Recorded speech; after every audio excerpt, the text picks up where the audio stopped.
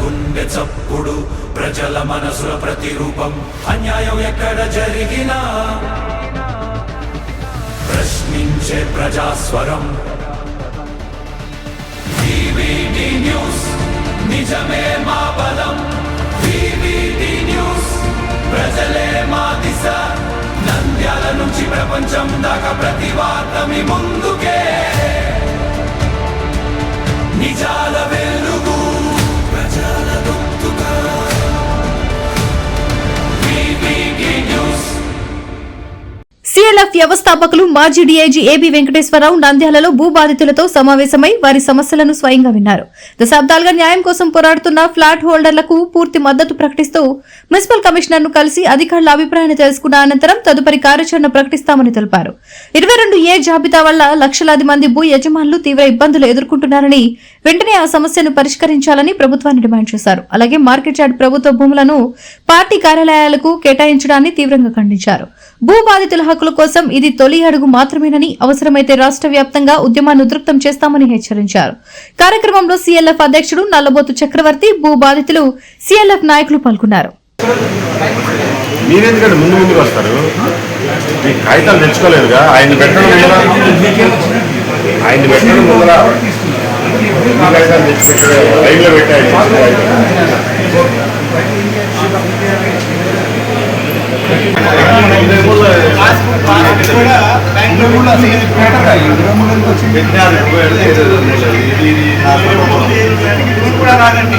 ఈ survey number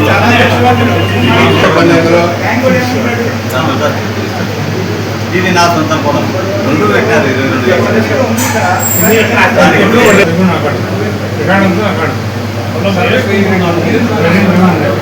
ఇది కూడా 22 కింద పెట్టారు. ఏ కాగితం లేకుండా వస్తే మీరు ఏం చేయాలి?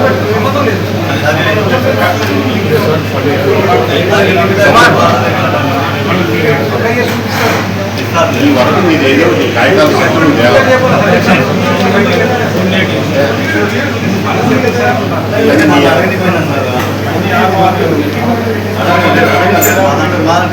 మా దాంట్లో ట్రాన్స్ఫర్ చేయలేదు, కొన్నాక మాకు ట్రాన్స్ఫర్ చేయలేదు. అప్పుడు మా బెంగళూరు నుండి చేయలేదు.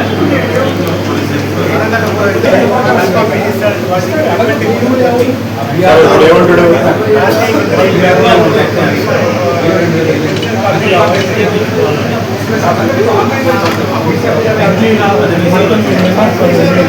నిన్న కర్నూలు జిల్లా బాధితులతో మాట్లాడి కర్నూలు జిల్లా కలెక్టర్ గారికి ఒక అర్జీ ఇచ్చాం. వాళ్ళు ఎంతవరకు చేస్తారో చూద్దాం. ఇవాళ నంద్యాల 22A బాధితులతో మాట్లాడి వాళ్ళ అర్జీ తయారు చేసి కలెక్టర్ గారిని కలుద్దామంటే కలెక్టర్ గారు ఏదో ట్రైనింగ్ లో ఉన్నారంట, 2:30 రమ్మన్నారు, వెళ్తాం. ఈ లోపల చాలా మంది బాధితులు ఆ సమస్యలను పట్టుకుని వస్తే వాళ్ళ పేర్లు కూడా కలెక్టర్ గారికి ఇచ్చే అర్జీలో ఎక్కించే ప్రయత్నంలో ఉన్నాం. మేము బ్రాడ్ గా చూస్తే నంద్యాలలో ఈ సమస్య చాలా తీవ్రంగా ఉందనేది కనిపిస్తాం. కాబట్టి ఇది మొదటి స్టెప్ మాత్రమే.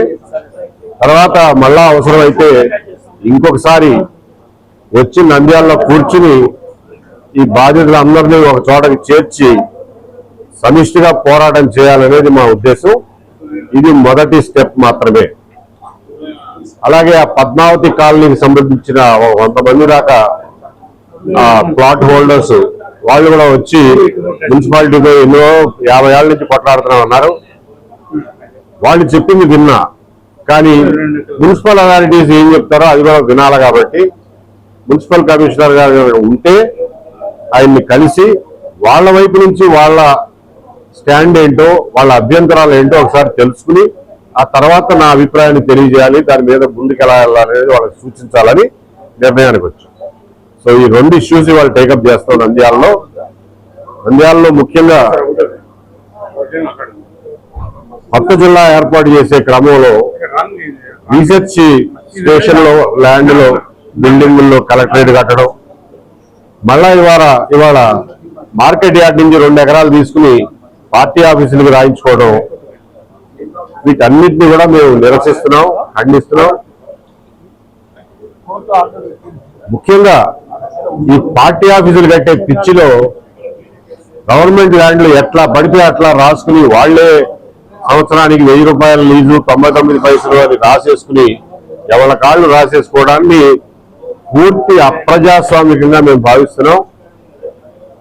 నిజంగా చెప్పాలంటే అధికారంలో ఉన్న వాళ్ళు ఒక సెంటు భూమిని, ప్రభుత్వ భూమిని కొనుక్కోవాలన్నా సంశయించాలి, ఆ వెరపు ఉండాలి. ఆ వెరపు లేకుండా ఎకరాలకు ఎకరాలు రాయించేసుకోవడం గతంలో జగన్మోహన్ రెడ్డి గారి ప్రభుత్వంలో అది జరిగింది.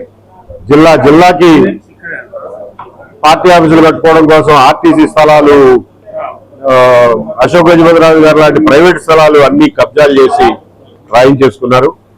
అదే పందాలో ఈ ప్రభుత్వం కూడా వెళ్ళడం చూస్తా ఉంటే మనకి ఒకళ్ళు బ్రిటిష్ వాళ్ళు, ఒకళ్ళు ఫ్రెంచ్ వాళ్ళు వచ్చి ప్రతి జిల్లాలోనూ ఒక సైనిక స్థావరాన్ని ఏర్పరచుకునే ప్రయత్నాలే తప్ప ఈ పార్టీ ఆఫీసులు ప్రజాస్వామికంగా పనిచేసే పార్టీలాగా మనకు కనబడటం లేదు. ఎవరి రాజ్యం ఉంటే వాడి సైనిక స్థావరం నుంచి పరిపాలనంతా కొనసాగించడం కోసం స్థావరాలు కట్టుకుంటున్నారో అనిపిస్తాం. కాబట్టి దీన్ని ప్రజలందరూ నిరసించాలా. ఏం తమాషా చేస్తున్నారా మీరు? మీకు ఏమైనా డబ్బులు తక్కువైనా మీ పార్టీలకి? మీకు డొనేషన్లు ఇచ్చేవాళ్ళు తక్కువయ్యారా? మీరు సంపాదన ఏమైనా తక్కువైందా? మీకు అంతకీ పార్టీ ఆఫీసు కట్టుకోవాలంటే ప్రైవేట్ ల్యాండ్ కొనుక్కుని కట్టుకోలేరా? మీరు ఏమైనా పేదలా, నిరుపేదలా? ఇట్లా ప్రజల సొమ్ములో కట్టుకోవడానికి సిగ్గుండొద్దు. 2 ఎకరాలతో ఏదో పోద్దని కాదు, అదే అసలు ప్రజాస్వామ్య స్ఫూర్తికి విరుద్ధం. సిగ్గుపడాలా ఈ పార్టీలు అని చెప్తున్నాం. సిగ్గుపడకపోతే సిగ్గు వచ్చేటట్లుగా ప్రజలే చేస్తారని కూడా చెప్తుంది. భూముల వివరాలని కంప్యూటర్లో ఎక్కించే క్రమంలో తప్పులు జరిగినాయి 2014-19 మధ్యలో, ముఖ్యంగా 2016-17లో. ఆ తప్పుని వాళ్ళ కంప్యూటర్లో కూర్చుంటే ఆ తప్పు సరిచేయమంటే ఎవరు పట్టించుకోవట్లా. తహసీల్దార్ని అడిగిన నా చేతుల్లో లేదంటాడు, కలెక్టర్ చేతుల్లో లేదంటాడు, CCLA చేతుల్లో లేదు. మరేమో 22లో పెట్టేటప్పుడు ఎవరిని అడిగి పెట్టావా నువ్వు? మాకు నోటీస్ కూడా ఇవ్వకుండా పెట్టావు కదా. ఇవాళ తీసేవా, ఇది నువ్వు పొరపాటు చేసావనంటే తీసేయడం నా చేత కాదంటావు. ఎట్లా కుదురుతుంది? నా ఆస్తి తీసుకెళ్ళి నువ్వు నిషిద్ధ జాబితాలు పెడతానికి నువ్వేడు మళ్ళీ నీ చుట్టూ తిరగాల నేను? నాకేం పని అసలు? కాబట్టి రోల్ బ్యాక్ చేయండి. 2014 జనవరి 1వ తారీఖున అడంగల్ ప్రకారం ఎవరి స్వాధీనంలో ఏ భూమి ఉంటే వాళ్ళ స్వాధీనంలో ఉన్నట్టుగా కంప్యూటర్లో పెట్టండి. అందులో ఏమన్నా ప్రభుత్వం పొరపాట్లు ఉంటే నోటీస్ ఇచ్చి పద్ధతి ప్రకారం నా దగ్గర నుంచి తీసుకోండి. అంతేగాని ఎడాపెడా 14 లక్షల ఎకరాలు పెట్టి మీ సాగు మీరు చావండి అని అంటాం. మేము పనులు మానుకుని మీ చుట్టూ తిరగడం, ఎమ్మెల్యేల దగ్గరికి, MRఓల దగ్గరికి పోతే నాకెంత ఇస్తావు, ఎంత వాటా ఇస్తావు, లేకపోతే నేను చెప్పిన రేటుకి నాకే అమ్మి, ఈ దుర్మార్గం ఏంటి, ఈ దౌత్యం ఏంటి? మీరు బ్రిటిష్ వాళ్ళ కంటే వరస్ట్గా ఉన్నారు. బ్రిటిష్ వాళ్ళు ఎప్పుడు రైతుల జోలికి రాలా. బ్రిటిష్ వాళ్ళు ఇన్ఫాక్ట్ రైతు వారి సెటిల్మెంట్ అని చెప్పి సేద్యం చేసుకునే రైతులకి వాళ్ళకి పట్టాలు ఇచ్చేవాళ్ళు. ఇక మీలాగా పట్టాలు లాగేసుకోవాలా. ఈ దుర్మార్గాన్ని ఇంతటితో ఆపండి, లేకపోతే చాలా తీవ్రమైనటువంటి ప్రజా ఆగ్రహాన్ని మీరు ఎదుర్కోవాల్సి వస్తుందని చెప్తున్నాం.